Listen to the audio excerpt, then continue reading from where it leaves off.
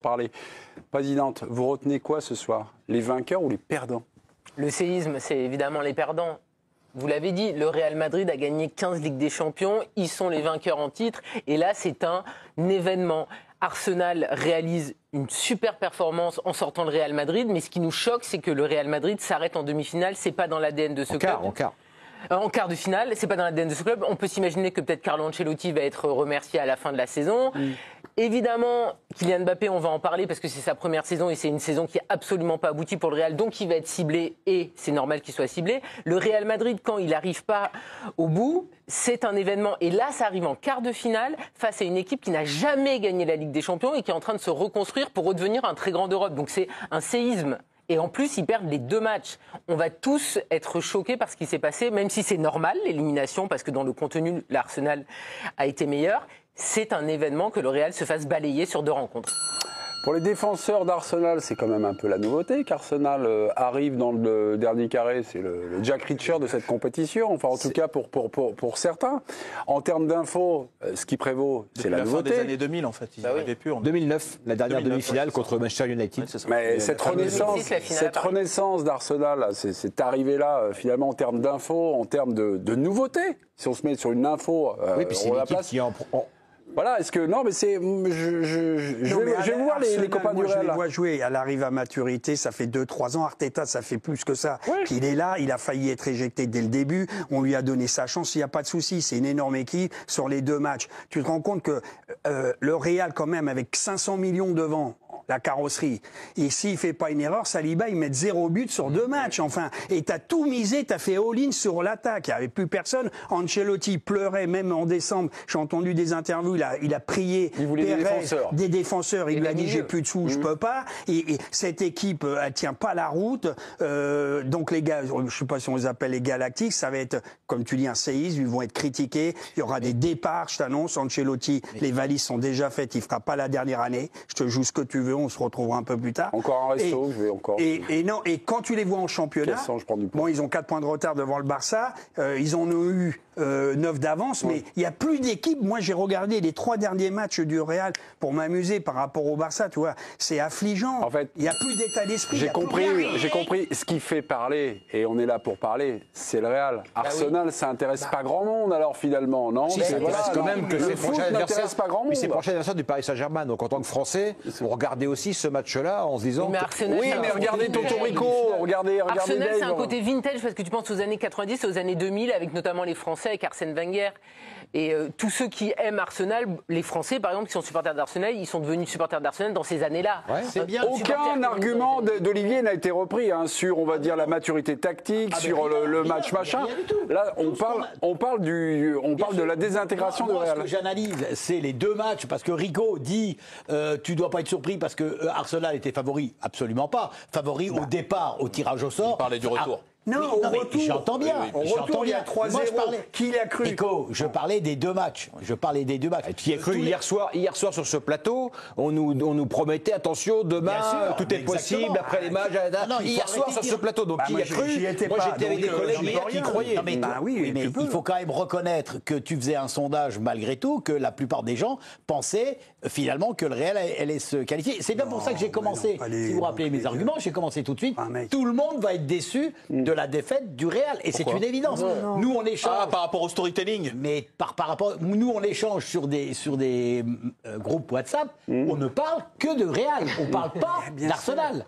Donc on est bien d'accord, c'est quand même ça l'info. Ça vous regarde pas. Ah vas-y, mais c'est ça l'info, mais c'est toi qui le mets. Les informations que les gens échangent, c'est sur le dire, Real. Mais le Real n'est pas bon, etc. C'est vrai qu'Arsenal passe complètement. Mais ce que fait Arsenal en termes de football sur le match aller et le match c'est retour, mérité, ça on est d'accord. mais c'est pas mérité. Bah oui, ils sont meilleurs. Absolument Non mais super. la réalité, Olivier, c'est que le. Mais je m'en fous de la réalité. Non, on a le droit de parler. Non, c'est on la n'a pas le droit. Bon, t'as raison. réalité du terrain.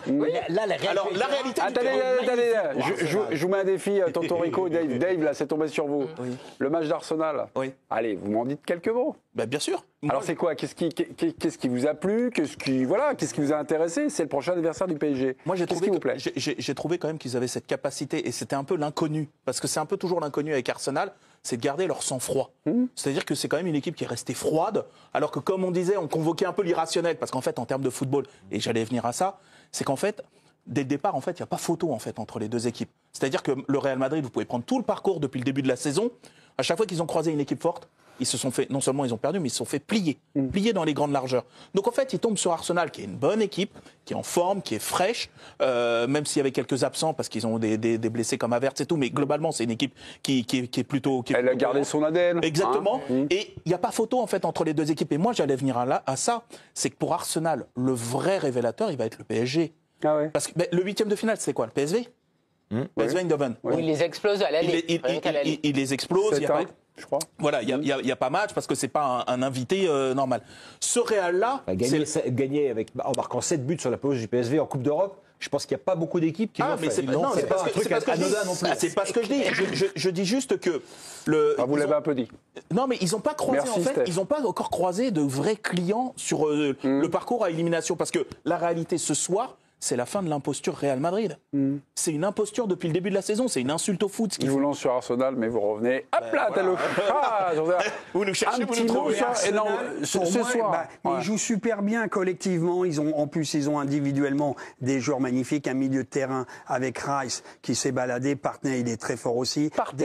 Ils ont des joueurs sur les extérieurs qui sont très bons. On va pas dire Saka, Martinelli. C'est une super équipe. Et ils ont pourtant fait des boulettes. Ils ont même relancé le Real Madrid. Ça aurait pu une ou deux fois terminer, voire un peu plus avant le 2-1 pour Madrid. Ça aurait pas été suffisant. Bravo à Arteta, il a construit une équipe. Arsenal, on les voit jouer, ils sont 2e du championnat. Il y a zéro souci. Mais ils n'ont pas un top 9 quand même. Quoi? Ils n'ont pas un top Ils sont avant-centre. tous blessés.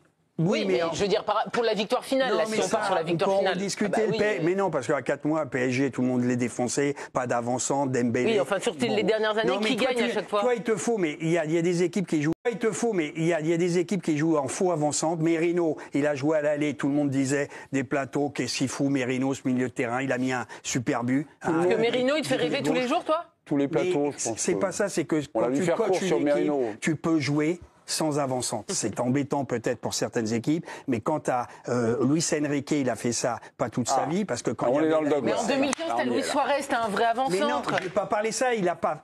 Bon, allez, laisse sur les dernières années, les équipes qui gagnent la Ligue des Champions, ils n'ont pas un grand gardien et un grand avant-centre. C'est pas ça, mais tout le monde dit, la MSN, il y avait Suarez. Quand Haaland vient, Guardiola, quand on dit jouer sans avant-centre, il a eu Agüero pendant 8 ans. Oui, et à la fin, il le mettait tricard parce qu'il n'était pas fan d'Agüero. Non, mais ce que je veux te dire, c'est que tu peux jouer, quand tu n'as pas l'avant-centre idoine exceptionnel, tu te débrouilles avec un mec qui décroche, qui vient, et ça marche. Et ça peut être à limite aussi. Tu peux être éliminé dans n'importe quel système. Ça t'aide quand c'est un serial buteur. À Madrid, tu as 3 vedettes ce soir. Mais c'est pas une équipe, d'accord? C'est pas une équipe, elle est championne d'Europe l'année dernière. Écoutez, c'était pas la même chose. Il y avait un milieu de terrain qui n'est plus là, par exemple. Et puis il y a Carjaval qui est blessé, etc. Mais quand même. C'est Carvaral. Oui, mais. Le Gilles va la faire. Parti, etc. Mais petit, c'est l'instant dyslexie-lyrique. Vous êtes exprimé, Karine n'est pas d'accord. De toute façon, on va pas faire la soirée là-dessus. Il pense que quand on parle de il relance dans Luis Enrique. Luis Enrique, c'est pas l'histoire du foot. Je pense même pas à Luis Enrique quand je te dis ça. Je te dis que effectivement, quand tu as un 9 buteur, serial buteur ou un excellent gardien comme Thibaut Courtois, ce soir, tu peux pas lui en vouloir, par exemple. Ben, ça t'aide souvent pour gagner des grands rendez-vous. Bien sûr, mais tu dis des champions. Alors pourquoi tu nous parles de Merino? Merino, il fait rêver personne. Peut-être qu'il gagnera la Ligue des Champions avec Merino, des joueurs que j'appelle worker class héros, ça veut dire pas obligatoirement des stars et tu les as pas, ces fameux avant-centre, tu peux par le collectif. Ça peut être ta limite. Sur les 10 dernières années, qui n'a pas gagné la Ligue des Champions en ayant gagner des matchs. Eric et Karine. C'est ça que je veux te dire. Là, on fait le tour de stade. Il n'y aura pas de 3e tour de stade. Oui, on ne sera pas d'accord. Bah non, vous ne serez pas d'accord, parce que là, on peut mettre, puis Merino, on peut la remettre une 3e fois, une 4e fois, puis après, je lance le Merino n'est pas le sujet. Merci. Merci beaucoup. Pas le sujet. Non, mais maintenant, vous, sur le Real, vous, j'aimerais vous entendre, parce que pour moi, c'est un train qui arrive à l'heure. Ouais, tout ce qu'on a vu là. Après le match aller, on était là après le match aller, donc moi j'ai dit, je vois aucunement comment ce Real-là Je veux dire, le foot, c'est pas de la magie. On invoque les sorciers, les esprits. Oui, peut-être. Mais la défaite au match aller, c'était pas un accident de parcours du Real, c'était logique. C'est une équipe qui a perdu 11 matchs cette année, qu'on a vu perdre à Lille, par exemple.